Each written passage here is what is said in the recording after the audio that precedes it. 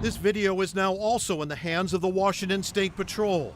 The man you're going to hear from was driving this car on the way to work, his passenger taking pictures. He was so alarmed by the truck driver's erratic and threatening behavior, they recorded the truck, even their speedometer, documenting what happened at more than 80 miles per hour. And listen carefully as the truck drops behind the car. Oh yeah. He died. At the beginning of the Ship Canal Bridge is about where he made, I think, one of his most aggressive lane changes. The witness wishes to remain anonymous, but wants the story of what happened told. And I was able to get around the side of him to catch the name of the truck. And at that point, we were doing about 80. And I tried to give him roughly about a car and a half length, and I had gotten in front of him, and at that point, he had hit the gas and he almost struck us.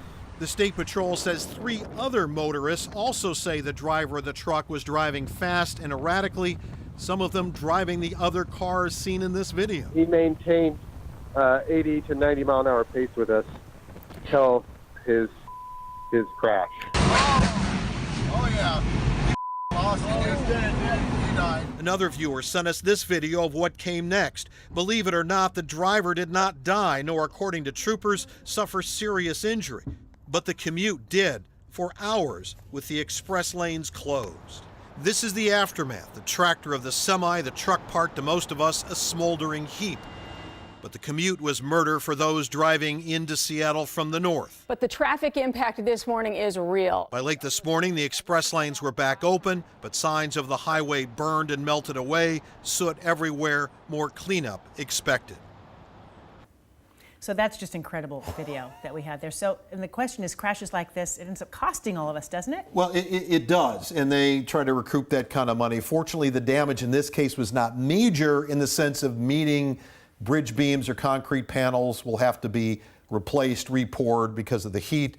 But that's not always the case, and the Washington State Department of Transportation is tallying up those costs of signs that you saw, aluminum railings torn out, determining the extent of smoke damage, whether that will need to be cleaned up or not. No real damage estimates yet. The state will go after the driver and his company for those costs. Chris Johnson is the Maintenance and Operations Manager for DOT's Northwest region, which includes King County.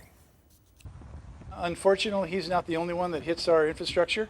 We get hit all over the state every single day. So we have to have a placeholder in our budget for what it's going to cost us to repair these kind of things. So with the $30 million of biennium, we've been successful getting about $15 million or so back. Okay, so about half. About half. So again, that's a statewide figure. So kind of we're out $15 million every couple of years because the state budget's on a 2-year basis. So that's kind of what it boils down to. One of the classics here, somebody puts a backhoe on a trailer, thinks it's good to go. They tie the tractor down to the trailer, but they don't tie the arm down. They're driving along, the arm goes up, and then they go under a bridge. We've all seen this, classic, and then they will wipe out 1 or 2. Right. Sometimes, if they get lucky, it's just a chunk. Sometimes they have to replace the whole beam. And it's amazing, just in that crash, that nobody was killed. Oh, it's totally. Incredible. Totally. Especially when you see the flames and the extent of the damage there. Yeah. Really lucky. Wow.